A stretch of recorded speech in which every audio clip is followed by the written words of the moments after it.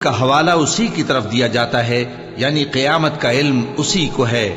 اور نہ تو پھل غلافوں سے نکلتے ہیں اور نہ کوئی مادہ حاملہ ہوتی ہے اور نہ جنتی ہے مگر اس کے علم سے۔ اور جس دن وہ ان کو پکارے گا اور کہے گا کہ میرے شریک کہاں ہیں، تو وہ کہیں گے کہ ہم تجھ سے عرض کرتے ہیں کہ ہم میں سے کسی کو ان کی خبر ہی نہیں، اور جن کو پہلے وہ اللہ کے سوا پکارا کرتے تھے سب ان سے گم ہو جائیں گے، اور وہ یقین کر لیں گے کہ ان کے لیے کوئی راہ فرار نہیں۔ انسان بھلائی کی دعائیں کرتا کرتا تو تھکتا نہیں، اور اگر اس کو تکلیف پہنچ جاتی ہے تو نا امید ہو جاتا ہے، آس توڑ بیٹھتا ہے،